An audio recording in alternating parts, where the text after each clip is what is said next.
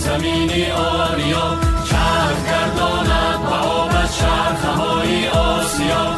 از سر از ما باز گردد سرزمینی آریا، چرخ گرداند و آب از چرخه‌های آسیا.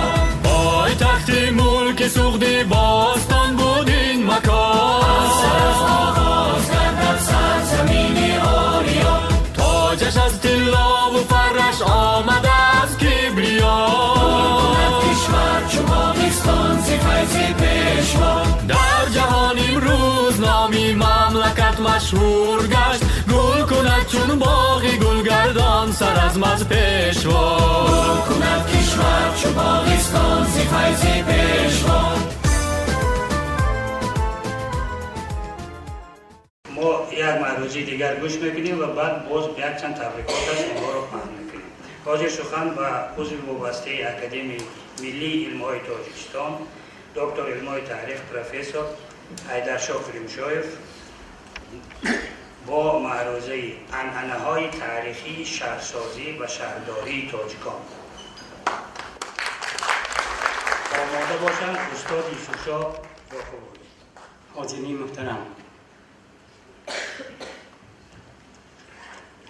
و کسی که به تاریخ سرکار دارد و کمی آگاهی دارد معلوم است که شهرسازی مهمترین انعکاسگر فرهنگی مادی و معنوی و نشان دهنده نقش هر خلق و دولت در تمدن منطقوی و عمومی بشری حساب می‌یابد. باعث افتخار است که در این جاده موقع نظررس خلق تاجیک در سطح جهانی اعتراف شده است. کشف سررزم این رسالت تاریخی تاجیکان را باز قوی‌تر نمایش داد.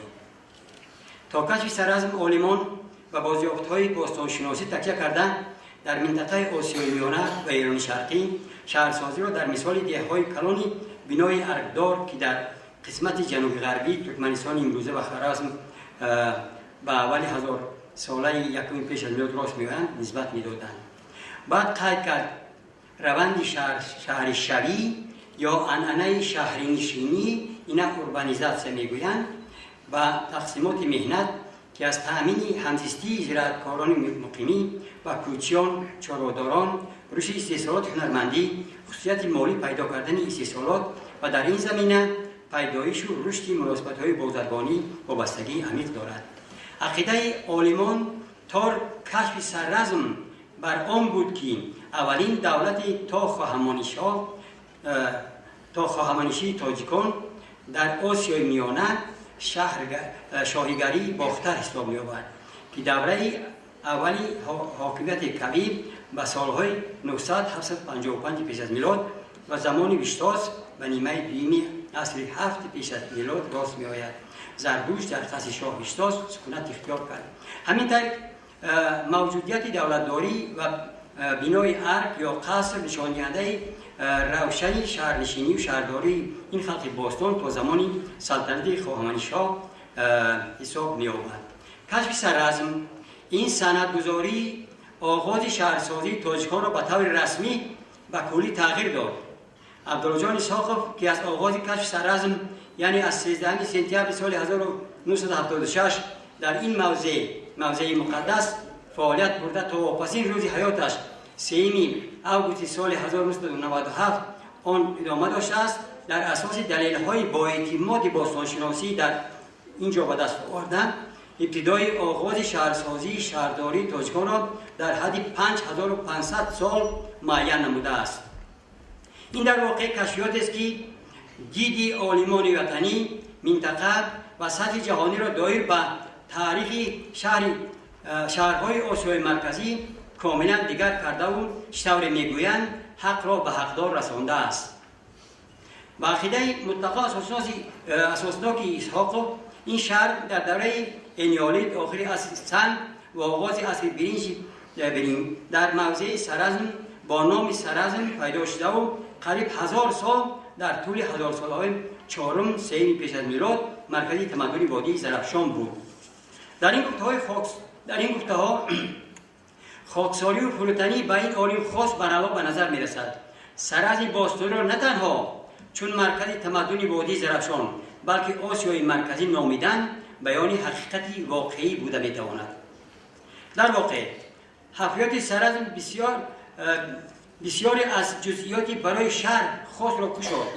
هرچند خودی ایساقوف تعبیر تا شهری یعنی پرتاگورود را مورد استفاده قرار داده است. این عقیده باستانشناس تا اندازه اساس علمی هم دارد. در زمانی که طبقه بندی اجتماعی در جامعه به خود روشن جای نیافته است و نشان دهنده هایی برای اتحادیه قبیلوی خاص برای به تمام مفهومش تشکل پوره شهر امکان نمیدهد، استفاده تعبیر تا شهری اشتباه علمی بوده نمیتواند.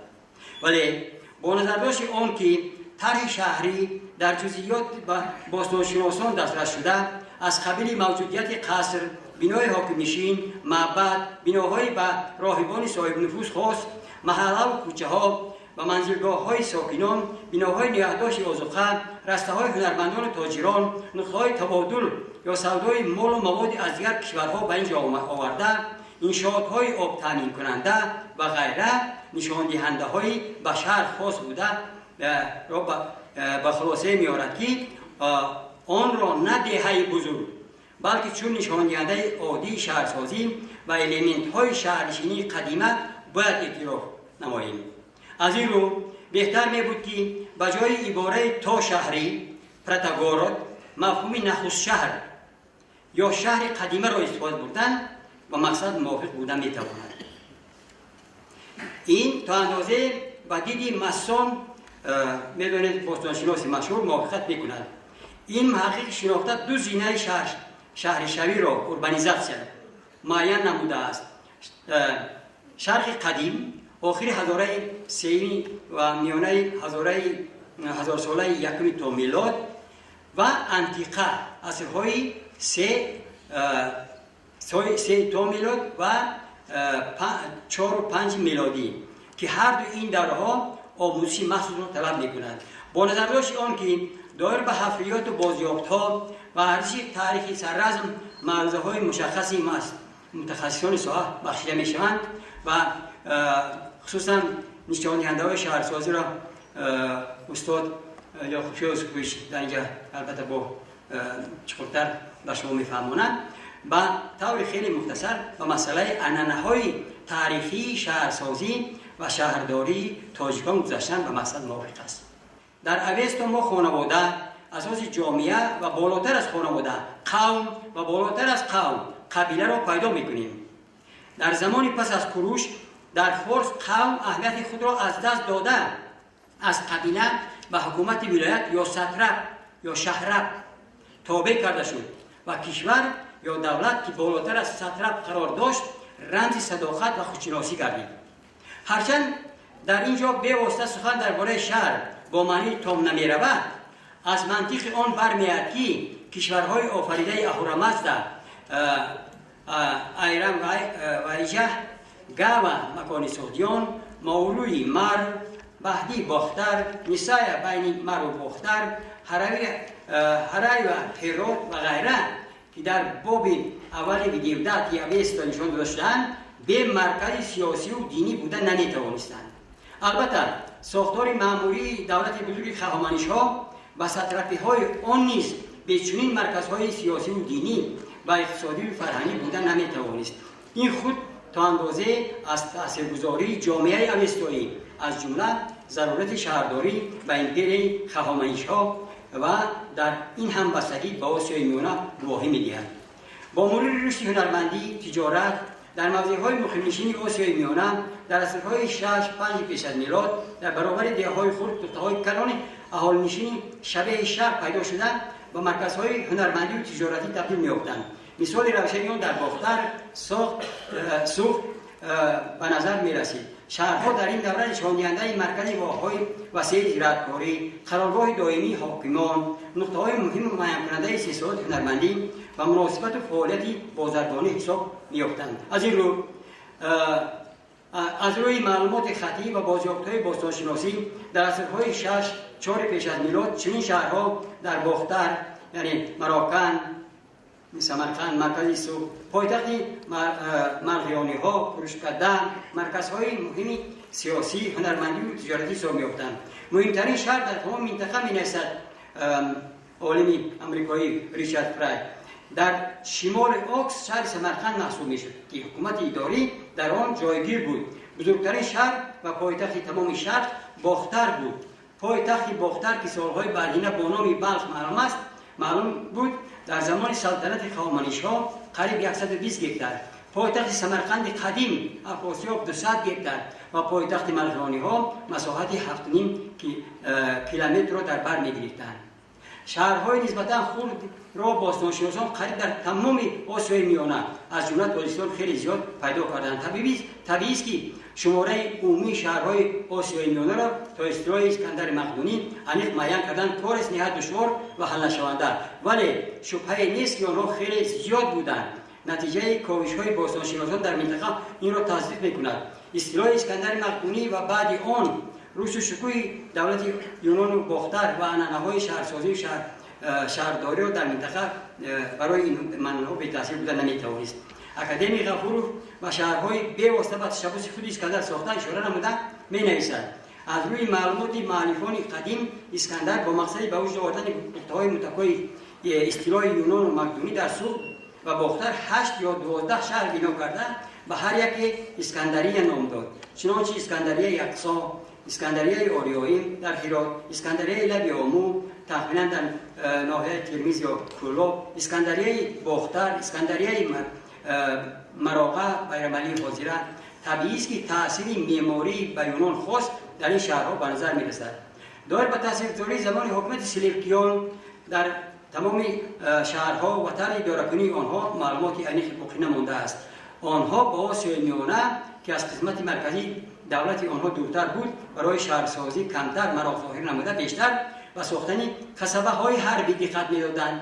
نشان دهنده شهرسازی این دوره در معبد اوکس، خرابه‌های شهر تخت سنگین در ایستگاه وخش دریای پنج که در ابتدای دوره سلوکیان در پیروی معبدهای ایرانی آتش ولی با استفاده وسیله ترکیبی یا کنسترکسیون محراب یونانی ساخته شدند. بعد سلوکیان، پارت‌ها، باختر و من درباره همه اینها نمی‌ایستم چون که وقت کم از دیگران برآمد می‌کنند و می‌گویم که در حقیقت همین شهرهای زیادی آخری دوره اتیکی چون نمونه خیلی جالب یادآور میشوند. برای شهامت آنها را درک کردن نظر خاورشناس نمایان آمریکایی دکتر فردریک ستر را استناد نمودن مقصد موافق است. او از جمله میگوید شماره زیادی مرکزهای شهری آسیای مرکزی ویژگی‌های زیاد داشتند و چنین واکنش‌ها به وجود می‌آوردند، اما فقط به یکی از آنها بلخ که در مسافه 73 کیلومتر در طرف جنوبی امودریا که افغانستان و ازبکستان حاضرها هم از هم جدا می‌سازد دقت دادن از منفعت خالی نیست. بلخ از روی همه چینک‌ها کلانترین شهر دوره آخرین انتیقه بود. دیوارهای شهری آن تخمینا 400 گکتار زمین را احاطه می‌کردند و دیوارهای بیرونی آن که منطقه نزد شهری و باغ‌ها را حمایت می‌کردند زیاده از 120 کیلومتر را تشکیل می‌کردند. من همین خیلی مثال‌ها خیلی زیادند.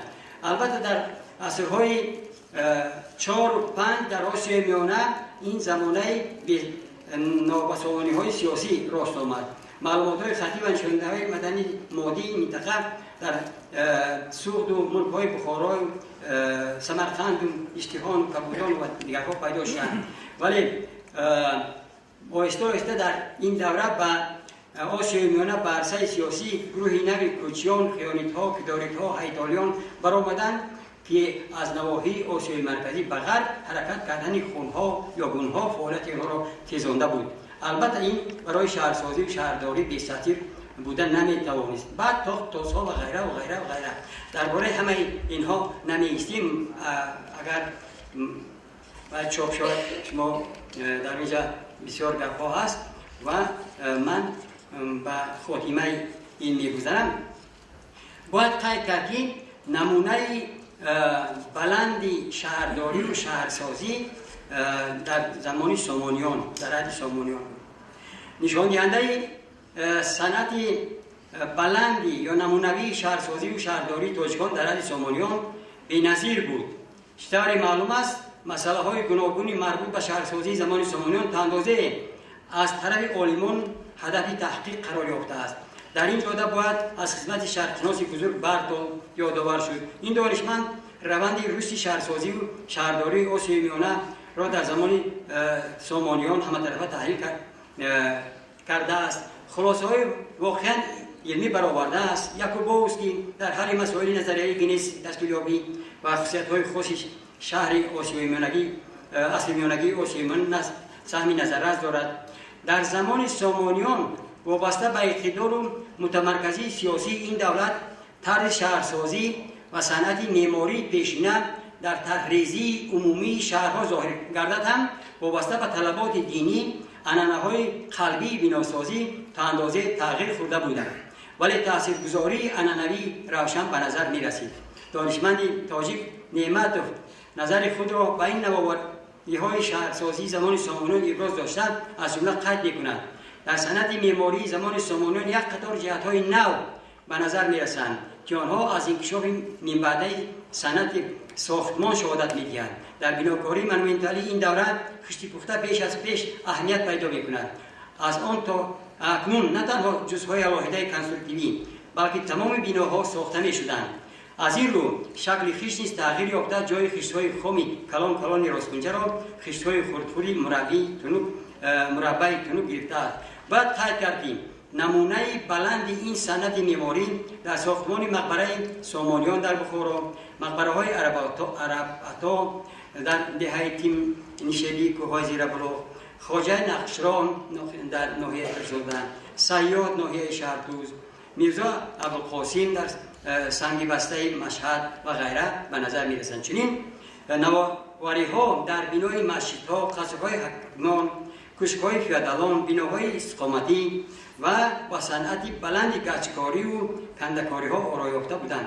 نشان دهنده عمیقی‌اند از رشد صورتناک شهرسازی زمان. البته در دایره یک معروضه علمی گنجاندن این نشان‌دهنده‌های نمونوی صنعت شهرداری و شهرسازی زمان سامانیان را گنجاندن از امکان بیرون است. از این رو فقط همین نکته را قید کردن لازم است که بعد پاش خوردن این دولت برخودر تاجیکان عنعنه‌های شهرسازی در عهد سلسله ساله‌های اجنبی کوچی و صاحب تختی رسیده از دایره عنعنه‌های زمان سامانیان در این جاده بیرون شدن نتوانستند.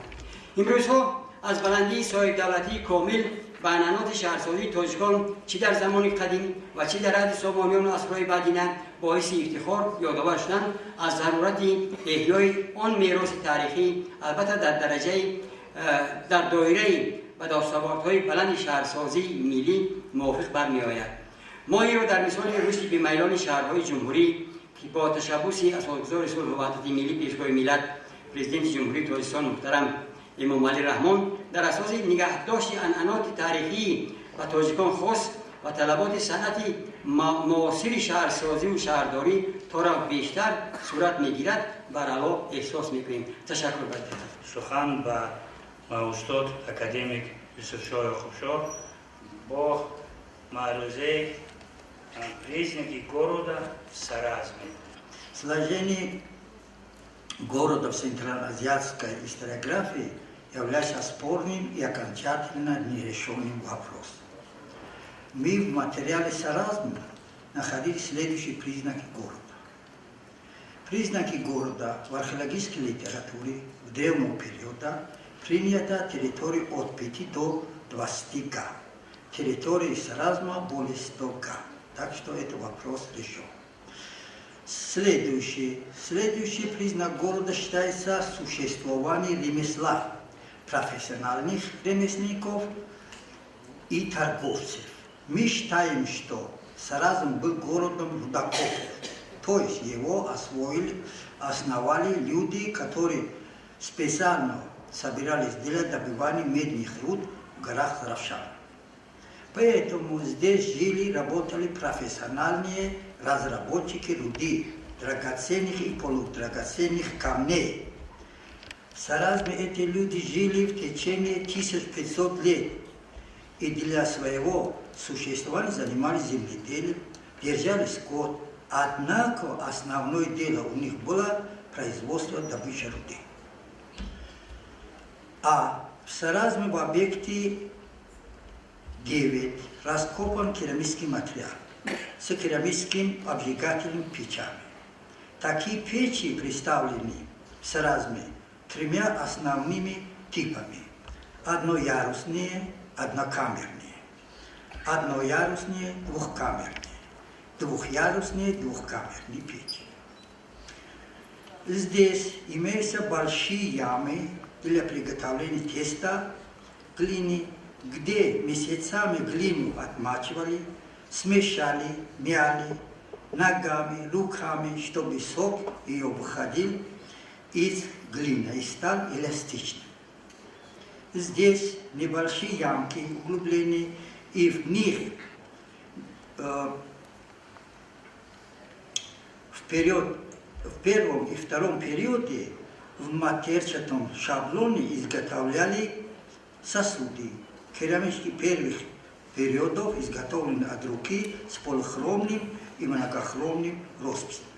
Орнамент в основном геометрический, состоит из крестов, треугольников, рог. Есть серая и чернолощенная керамика. Начиная с 3-го тысячелетия до нашей эры саразмские гончари изготовляли разнообразные по форме, размерам качественные сосуды на гончарном круге. Для улучшения качества гончари покрывали поверхность сосудов ангобом или лощением. Эстетический эффект достигался за счет орнамента. Росписи преобладают на столовой посуде. В небольшом количестве выделены серебряные сосуды с лощением и орнаментом, похожие на североиранские, возможно, привозные. По стилю росписи саразмские сосуды генетически связаны двумя регионами южно-земледельской зоны юго-восточной Маргианы, Белуджистана и Систана. Наиболее количество найденных посуды связано с небольшом количестве найденных сосудов связан с кельтминарской культурой, отмечает Абдул-Джон Исаков. Б. Как отмечали выше, Саразм был городом рудокопов. Здесь собирались люди для добычи меди в горах Заравшана, которых было их очень много. Среди медных ископаемых Заравшана Мушистон занимается особое положение среди мест добычи. Здесь медь и олово встречаются в руде. При этом речь идет не о малой минерализации, а о большом месторождении. При выплавке из подобных руд медь имеет в своем составе большое количество олова. Таким образом, при выходе получается совершенно обычная бронза. Именно это делает Мушистон особым интересным в археолого-металлургическом смысле. Кроме Мушистона, рудник меди и олова геологи отмечают в ущелье Амандари, Йори, Дахани. Месторождение названных рудокопов археологами не исследованы. Таким образом, Заравшанские горы богаты рудниками олова и меди. В Саразме обрабатывали медь и бронзу. Кузнецы изготавливали оружие, орудия труда, предметы украшения, готовили слитки, заготовки для внутреннего базара и внешнего экспорта. В Саразме был хорошо налажен обработка полудрагоценных камней, в том числе брюзы, лазурита, сердолика, агата, оникса, яшмы, халцедона, кварцита, аместесида, седалика, флюорита, граната алманида, мрамора и высококачественного кремня. Из них мастера изготовляли не только украшения, но и парадные столовые сосуды. Саразмцы были хорошими ювелирами, украшали найденные в погребальном могильников, как оседло-земледельской культуры Саразма, можно разделить на несколько групп. Головные серьги, височные кольца и подвески. ношение гривни, ожерелья, бусы, пронизанные различными формами, нагрудные бляхи, зеркала, бусы, нашитые на предплатье.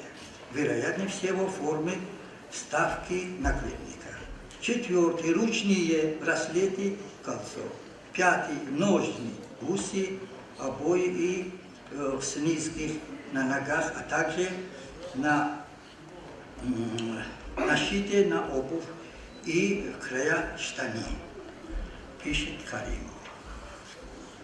Где в Саразме было развито ткацкое дело. Как было отмечено выше, саразмцы изготовляли керамику на матерчатом шаблоне. Нити очень тонкие. Следовательно, материалы были тонкими и качественными. Исследование костюма саразмской царицы, она имела высокий головной убор, тирообразной формы, обшитый бусами. То есть диадема состояла из ткацкого материала, обшитый бусами. Женщина была одета в набедренную одежду с наставкой для шага, где конструктивные швы были обшиты бусами. Ими же были обшиты и концы завязок, штанов и юбки. Она имела верховую одежду, то есть кандис, типа плаща, длиной по ступени. Плечи, рукава вдоль руки обшиты бусами. Ими же были обшиты и местами соединения рукавов со станом чуть ниже плеча и декоративной вороты у основания шеи. Таким образом, найденные многочисленные каменные и керамические прясы грузила от ткацкого дела свидетельство о том, что в Саразме было развито ткацкое ремесло. سخن با دکتر علمای تاریخ باستانشناس دایرکتور آثارخانه ملی باستانی اینستیتوت تاریخ باستانشناسی و مردمشناسی بابا مولای سعید مراد. موضوعی که من اینجا میخوام برای شما اطلاع دهم کشف گلستان سرزم است. چطور که گفتند بعد از آن که قرار حکومت جمهوری تاجیکستان به تصمیم رسید درباره جشن گرفتگی 5500 سالگی شهر سرزم گروهی باستانشناسان با رهبری من تشکیل کرده شد برای حفره‌ای объект های سرزم و پیش از ما برقرارسازی قسمی حفلات هایی که بالاپوش شده بودند. با این خاطر ما در دو گروه حفلات را آغاز کردیم. گروه یکم ما مقصد بردن کارهای جستجویی در خود سرزم و اینچنین بردن کارهای جستجویی در مغزه اطراف سرزم بود. و چقدر که میدانید سال 2019 حیات گروه کاری ما خیلی پراقتدار بود. 10 نفر باستانشناسان از چین اشتراک داشتند. باستانشناسان از روسیه دعوت کرده شدند، مثلا متری نوینگراد و اینچنین از آلمان و از فرانسه باستانشناسان در حفلات ما اشتراک کردند و به سبب‌های همه شما معلوم امسال که این باستانشناسان نتوانستند که کارها را در این سمت و انجام رسانند. چقدر که از صحبت ناتالی وینگراد شما فهمیدید، چند سال قبل از طرف شرف‌الدین قربانوف در محل مصطفی تپه یادگاری دوره انتیقی هست، یک چند بازیافت از یک گور پیدا شده بود و این اولین نشانه بود که در این منطقه، یعنی در قسمت سمت جنوب غربی یعنی شهر سرزم گورستان موجود است و این امکان داد که ما در اونجا کارهای حفلاتی را ادامه دهیم و در سه منطقه حفلات در اینجا بزنیم.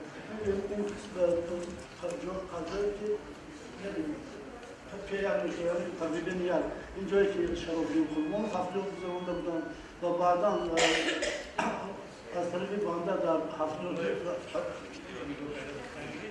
70 انجام دست در هفته‌یات دوم کارهای بوستانشناسی رو من گذراندم و بعد از اون که ما در اینجا تحقیق کردیم در حقیقت اینجا گورستان موجود است ضروریت به متخصصان ورزیده داشتیم و از این خاطر دعوت کردیم ناتالیا وینоградова و دو بابا به خاطر که در تحقیق گورستان پیش از همه ضروریت بودن آنتروپولوگ این حتمی است و دعوت کرده شد و در نتیجه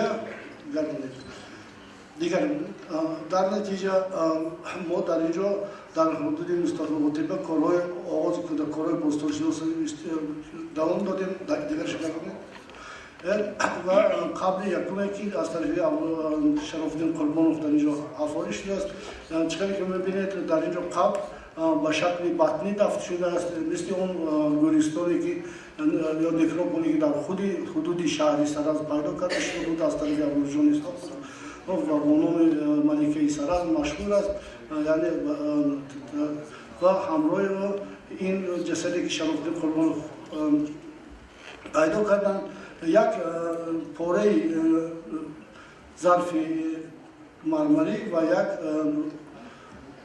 دیگرش یک پاره ظرف مرمری و یک نرموشه و یک مهره از عقیق سرخ پیدا کرده شده است که این خیلی مهم بود و یک نشانه بود که در حقیقت این مواد خاص است و موادهایی که از حدود شهر سرز پیدا کرده شده بودند قبل دیگر قبل سیوم که ما پیدا کردیم قبل سیوم در اونجا وقتی که قبل سیوم پیدا کردیم در این خبران در دوره انتیقی از طرف این ویران کرده شده بود است نو بسته به این در اینجا وظیفه دیگرش در اینجا ما دیگرش این باشه نواسته در اینجا ما مثلا توانستیم که چند وظیفه پیدا کنیم که به واسطه خاصی وظیفه‌های سرز هستند دیگر شده و قبل از طرف بعد از آن که نتایج مطلبی به اینجا آمدن در قبل ششم کارها رو ما انجام کردیم مواد شماره و در اینجا چقدر که می‌بینید مواد خیلی زیادی پیدا کرده شد 7 تا پیکان ها از سنگ چهمناک پیدا کرده شد اینجوری مهره ها پیدا کرده شد از عقیق و فیروزه و یک پاره استخوان که از استخوان فیل است و اینچنین 7 تا مهره های طلایی پیدا کرده شدند در اون ماشه و این سال ما کارها رو در این منطقه دوام دادیم و در نتیجه که به همه شما معلوم است که و اهالی شهر پنجکین و منطقه مردم جماعت دیهات پنجکین یعنی مردم دیهات شینگ و این قسمی تیپه های غربی شهر سرد برای ساختن حولیات داده شده بود و مردم در وقت استفاده همون خاک و تیپه هایی که از این رو بوده پیدا کردن چقدر میبینید سنگ دیوار وقتی که ما این سنگ دیوار رو دیدیم ما تجربه را داشتیم که در قبل ملکه سرز اطرافش با سنگ دیوار محاصره دفاع کرده شده است و به واسطه ما کارهای بوستانشناسی را در اونجا آغاز کردیم و در نتیجه ببینید این تپه که از طرف با تراکتور ویران کرده شده بود ما در این تپه یک بورش کلان رو انجام دادیم و در نتیجه دوامش کردیم تمام شد در نتیجه ما اینجا 3 تا قبر پیدا کردیم و در 3 قبری که در اینجا پیدا کردیم مثلا از 1 تا 3 نفر در یک جا دفن شدن و عادتی دفنه که در این جا پیدا کردیم از عادتی دفنه که در نکروپول یعنی در نکروپول خودی سرز است فرق میکند یعنی اینجا قبر یکم رو دفن کردن بعد از اون که قبر دوم رو اونجا گل کردن یعنی استخوان‌ها رو جمع کردن و در یک خونج قبر موندن و چنین یعنی 3 مرتبه این کار رو انجام دادن این پیش از اون دلیل از اون که مثلا پس معلوم میشد که در شهر سرز قبیله های از یک قبیله نبودن. از اینجا آمدن چکن که علاقه گفتم استاد یعقوب در برنامه‌شون هم یک قسم آمدن از قسمت شمالی ایران، یعنی از سنبر و فرخای، این یادگاری های هستند که در قسمت شمال ایران هستند و قبل دیگر قسمت دیگر آمدن از جنوب ترکمنستان، یعنی و اونها با فرهنگ های خود و با عادت های دفنی خود آمدن اینجا و چیزی که ما میدونیم بعدا در با نام سعانه ها این عادت در دوره زرتشتی با ما خیلی معمول شد و یعنی بودن سعانه ها در دوره انتیقه و در دوره های اولی ابتدای عصر میانه. بعدش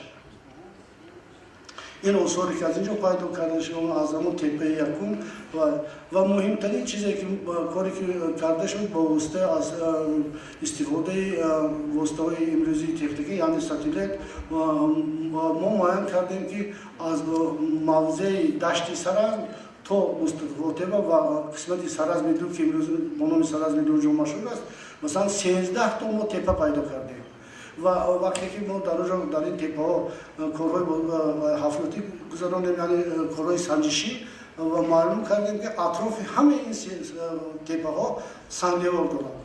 پس معلوم است که این قرغان های خیلی بزرگی که در خاصی مردم اشراف فکر میکنم اشراف زاده های سرز بودند. به خاطری که در دو قرغانی که ما حفاری کردیم در هر دو قرغان هم ما پیدا کردیم اون نقب یا که جایی که بعدا از طرف دزدان اونجا غارت کرده شده. در این باستانشناسی این با نام رزگرف قدیمتی خیلی مشهور است. مثلا باستانشناسان همه میدونن که مثلا بعد از اون که دین و این دیگر شد خیلی قبرهای بزرگ مثلا دست کرده شد، خصوصا در قسمت افغانستان از بلخ تا هرات قبرهای خیلی زیادی مثلا دزدی شده بودن و خوشبختانه 2013 با همین شما معلوم است که ما در منطقه فرخار یعنی در شهر فرخار در منطقه اتفاق قبرستانی پیدا کردیم که کاملا در جا است، یعنی دزدی نشده و آثار زیادی پیدا کردیم که به دوره سیمی سرز منسوب است. دوامش این قبر دوم است. دوامش این قبل شورم اونجا همش نوشته که بخاطر وقت تنگی وقت من نمیخوام که در مقایسه مثلا در بالا شما میبینید این در بالا اون بازیافتهایی که از قبل ملکه یافته شده است، در پایان اون آثارهایی که ما پیدا کردیم شما ببینید که تا اندازه شبیه هستن که فکر میکنم کاری حتی یک استا یا یک استاخانه باشد.